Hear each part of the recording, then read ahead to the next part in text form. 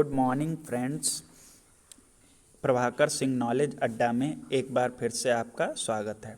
दोस्तों, आज हम लोग जूनियर एडेड जो परीक्षा होने वाली है उसमें कितनी भर्ती हैं, क्या हमारी स्ट्रेटजी होनी चाहिए इस परीक्षा को क्लियर करने के लिए, ये आज हम लोग इस वीडियो में देखेंगे। ठीक है, तो आइए वीडियो को शुरू करते हैं। उससे पहले अगर आपने हमारे चैनल को सब्सक्राइब नहीं किया है तो प्लीज़ सब्सक्राइब करें। यहाँ आपको सबसे बढ़िया स्ट्रेटजी बताई जाएगी और सारी अपडेट्स दी जाएंगी। आइए वीडियो को शुरू करते हैं। दोस्तों, यहाँ पर लगभग 1800 पदों पर क्या भर्ती निकाली गई है, जिसमें 300 पद प्राचार्य के लिए रखे गए हैं। तो यानी 1500 पद ही सामान्य तौर पर शिक्षकों के लिए हैं, जूनियर शिक्षकों के लिए। ठीक है, अब इसमें भी 3 पार्ट बनाए गए हैं। पहला पार्ट भाषा, जो भाषा के विषय हैं जैसे हिंदी, अंग्रेजी, संस्कृत।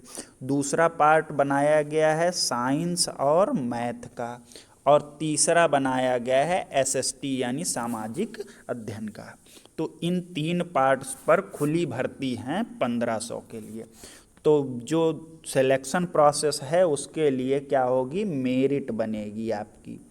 तो मेरिट में यहाँ पर वो मेरिट भी एकेडमिक और प्लस आपका ये जो एग्ज़ाम होगा इसका बनेगा। तो हमारे पास सबसे अच्छा जो चांस है वो इसी एग्ज़ाम के थ्रू है, जिसमें कि 150 क्वेश्चन का आपका पेपर होगा। अब ये 150 क्वेश्चन 2 पार्ट में डिवाइड रहेंगे, 50 क्वेश्चन और प्लस 100 क्वेश्चन। ये 100 क्वेश्चन आपके सब्जेक्ट के होंगे और ये 50 हैं, ये सबके लिए कॉमन होंगे। ठीक है, अब कैसी रणनीति बनाई जाए कि हमारा एक अच्छा स्कोर हो, तो इसके लिए पहले हमको ये बात पता होनी चाहिए कि कितना स्कोर हम करें तो हमारा सेफ रहेगा। तो दोस्तों, क्योंकि करीब 3,50,000 लोग ये परीक्षा देंगे और मात्र 1500 वैकेंसी के लिए, तो यानी कंपटीशन बहुत ज़्यादा है। तो आपको कम से कम 120 प्लस स्कोर करना होगा। मिनिमम 115 से तो नीचे आप सिलेक्शन की उम्मीद नहीं कर सकते। जितना ज़्यादा आप यहाँ स्कोर करेंगे वो आपकी मेरिट बढ़ाने में फ़ायदा करेगा। तो ये तो है लोएस्ट, लेकिन हम इतना एवरेज लेके चलेंगे कि हमारे 120 होने चाहिए।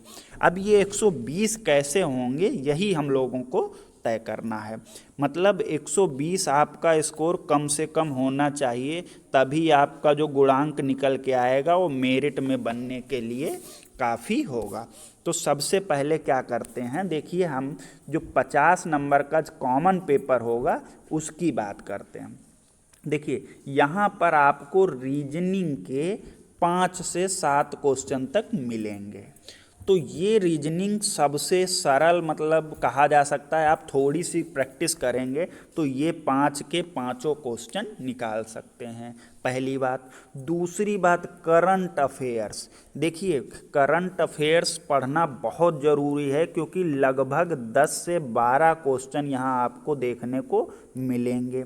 और ये क्वेश्चन बस ज़्यादा आपको नहीं करना है, क्योंकि पेपर ये पहले अप्रैल महीने में होने को था।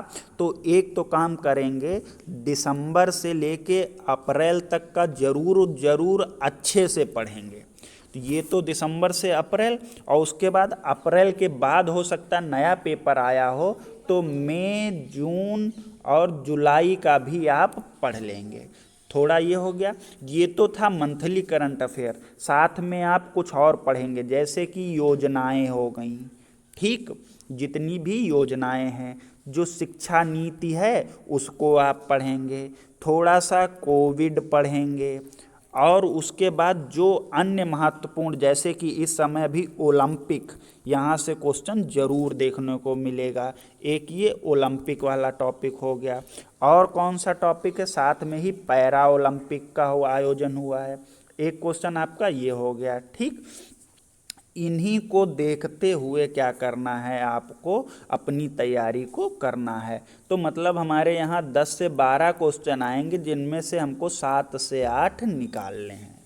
अब लगभग 30 से 35 क्वेश्चन की सामान्य जो है जीएस आएगी। अब इस जीएस के अंदर क्या होगा, हिस्ट्री होगी, आपकी ज्योग्राफी होगी, साइंस होगा, और कौन सा होगा, थोड़ी सी इकोनॉमी होगी और इकोलॉजी होगी। ये सब मोटे मोटे तौर पे होंगी। और एक इसमें रह गया, एक पॉलिटी भी होगी, मतलब राज व्यवस्था। तो सबसे पहले आपको क्या करना है, पॉलिटी को पकड़ना है। यहाँ बहुत आसान आसान से क्वेश्चन मिलेंगे।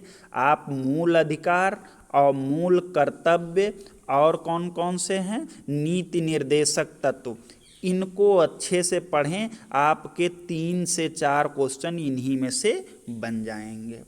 दूसरा, उसके बाद आप भूगोल पे आएँ तो भारत का भूगोल विशेष तौर पे, मतलब भारत के पड़ोसी राज्य और उनकी सीमाएं, और उसके बाद इसकी जो कृषि व्यवस्था है इस पे ध्यान देंगे। उसके बाद भारत की नदियां हैं, इन विषयों को और जो अभयारण्य हैं उनको अच्छे से पढ़ेंगे। फिर आता है बात साइंस की। साइंस अगर आप बैकग्राउंड से हैं तो आपको साइंस अलग से पढ़ने की ज़रूरत नहीं है, जितना आप साइंस पढ़ेंगे उतने ही इसमें सफिशियंट हो जाए। हिस्ट्री में ज़्यादा हिस्ट्री पढ़ने की ज़रूरत नहीं, क्योंकि यहाँ पर हिस्ट्री का वेटेज 3 से 4 नंबर होगा। तो एक बार जो पूरा घटनाक्रम है उसको ऊपर ऊपर से देख लेंगे, डेट वाइज, कि एक सीक्वेंस में कौन सी घटना कब हुई, ऊपर ऊपर से। ज़्यादा डीप में जाने की ज़रूरत नहीं है, क्योंकि 30 से 35 क्वेश्चन और ढेर सारे सब्जेक्ट हैं। उसके बाद आपको पर्यावरण, यहाँ पर जो पर्यावरण अध्ययन है उसको आपको अच्छे से पढ़ना होगा, क्योंकि वहाँ से क्वेश्चन जो जनरल इश्यूज़ हैं उनको लेके क्वेश्चन बनता है।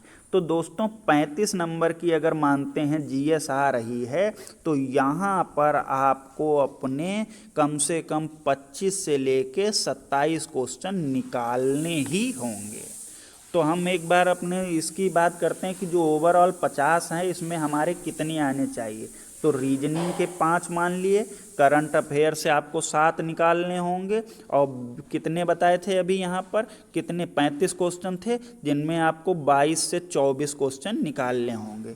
तो लगभग हम कहें 50 में हमको कितने करने चाहिए, कितने, 22 7 29 5 34, यानी 35 से 37 क्वेश्चन आपको यहाँ लाने ही लाने। ये हो गया। अब दूसरा बात करते हैं, हमारे पास है हमारा सब्जेक्ट 100 नंबर का। 100 नंबर का सब्जेक्ट है। हम बात करते हैं पहले साइंस और मैथ की। तो देखिए साइंस में आपके 3 पार्ट हो जाते हैं और मैथ अकेला है। तो 50 नंबर का ये है, 50 में ये तीनों होंगे। तो क्या करना है आपको, ओवरऑल जिनकी मैथ अच्छी है वो साइंस को थोड़ा फोकस करें, जिनकी साइंस अच्छी है वो थोड़ा बहुत मैथ को फोकस करें।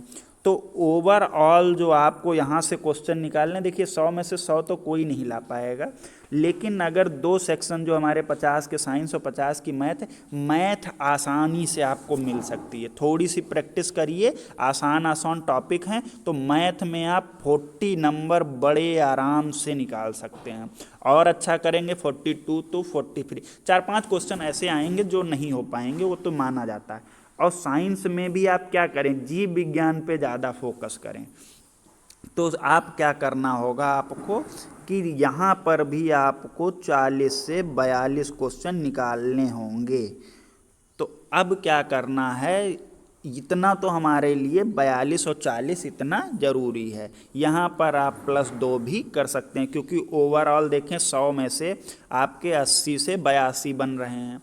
तो 82-84 क्वेश्चन अगर आप यहाँ से निकालते हैं, तो जो 50 नंबर + 100 नंबर यानी हमारे 150 बन रहे थे, तो यहाँ बने हमारे 37 और यहाँ बने 80 से 84। तो देखिए कितने हुए, लगभग 121 के आसपास हो गया है।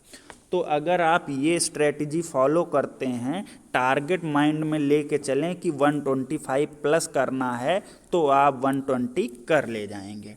और 120 करने के बाद आपका गुणांक बन सकता है, क्योंकि कंपटीशन ज़्यादा है। तो ये कहा जा सकता है 120 प्लस स्कोर बिल्कुल सेफ होगा, ये चीज़ कही जा सकती है। तो दोस्तों, अगर आपको हमारी वीडियो पसंद आई हो तो हमारे चैनल को सब्सक्राइब करें। मिलते हैं नए वीडियो के साथ। धन्यवाद।